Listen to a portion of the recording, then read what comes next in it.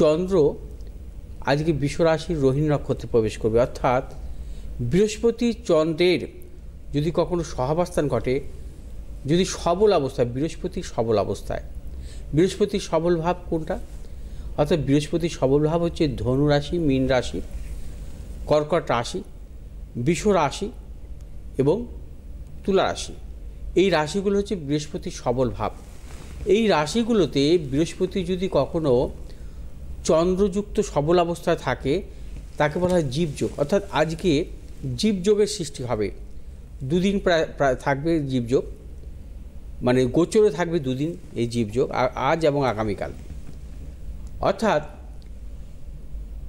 যদি কোনো জাতক জাতিকার জন্মকালে বৃহস্পতি যদি কখনো রোহিণী নক্ষত্রে থাকে জন্মকালীন, এবং চন্দ্র যদি তার বিশ্বরাশির রোহিণী নক্ষত্রে থাকে, অর্থাৎ সে যদি বিশ্বরাশির হয়, বিশ্বরাশির জাতক হয় এবং রোহিণী নক্ষত্র তার যদি হয়, তাহলে কী হলো, চন্দ্র এবং বৃহস্পতি একই নক্ষত্রে থাকছে। কারণ আমরা জানি যে চন্দ্রের হচ্ছে প্রিয় নক্ষত্র হচ্ছে রোহিণী নক্ষত্র।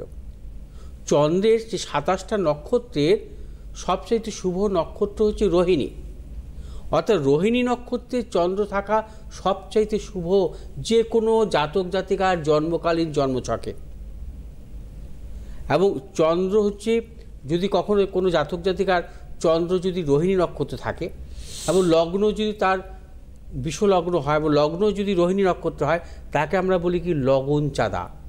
সেই জাতক জাতিকা জীবনে প্রবল সাফল্য পায় যদি লগ্ন এবং চন্দ্র দুটোই যদি রোহিণী নক্ষত্রে থাকে, বিষলগ্নে, বিশ্বরাশি লগন চাঁদা হয় এবং সেই জাতক জাতিকা প্রবল সাফল্য পায়, সর্বক্ষেত্রে সাফল্য পায়, রাজতুল্য সম্মান পায়, তাদের কর্মজীবন, অর্থনৈতিক সাফল্য সব দিকে আসে সাফল্য। দেখা যায় অধিকাংশ ক্ষেত্রে তারা ক্রিয়েটিভ জগতেও সাফল্য পায়। এর পাশাপাশি বৃহস্পতি হচ্ছে চন্দ্রের যে সহাবস্থানকে আমরা বলি জীবযোগ, এবং জীবযোগের জাতক জাতিকারা জন্মগ্রহণ করলে তাদের জীবনে সর্বক্ষেত্রে সাফল্য আসে, তারা সুখী হয়, তারা বিদ্বান হয়, বুদ্ধিমান হয়, কর্মজীবনে সাফল্য পায়, অর্থনৈতিক সাফল্য পায় এবং সম্মানজনক কর্মজীবন অতিবাহিত করে।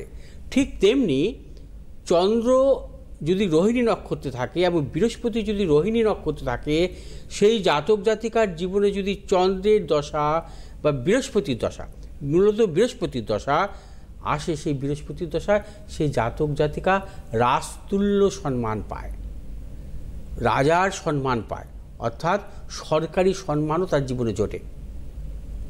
অর্থাৎ এই যোগ খুব সুন্দর যোগ। অর্থাৎ চন্দ্র বৃহস্পতির দশা অন্তর্দশা, বৃহস্পতি চন্দ্রের দশা অন্তর্দশা বা বৃহস্পতির দশা, সেই জাতক জাতিকার জীবনে সাফল্য আসে। অর্থাৎ বৃহস্পতি এবং চন্দ্রকে একই নক্ষত্রে থাকতে হবে জন্মকালীন, এবং তার বৃহস্পতির দশা পেতে হবে, বা চন্দ্রের দশা বৃহস্পতির দশা, বৃহস্পতির দশা চন্দ্রের দশা, তার জীবনে প্রবল প্রবল সাফল্য আসে।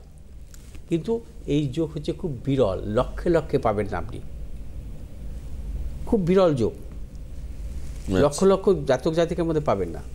হ্যাঁ, এই যে হঠাৎ মানে দেখা যাচ্ছে যে সাধারণ রাজনৈতিক থেকে সে মন্ত্রী হয়ে গেল, হ্যাঁ, বা হঠাৎ কোনো সরকারি কোনো বড় কোনো সম্মান পেল, হ্যাঁ, এই সমস্ত যোগে হয়, মানে বিরল প্রাপ্তি, এই সমস্ত যোগের ক্ষেত্রে হয়। তাদের জন্মছক যদি ঘাটা যায়, ঠিক এই ধরনের যোগগুলো তাদের আছে। হ্যাঁ, সেই ক্ষেত্রে তাদের সাফল্যটা আছে। হঠাৎ কর্মজীবনে প্রবল সাফল্য, সম্মানজনক জায়গায় চলে গেল, যে ব্যবসা করতে করতে বিশাল জায়গায় চলে গেল, এই সমস্ত যোগের ক্ষেত্রে হয়।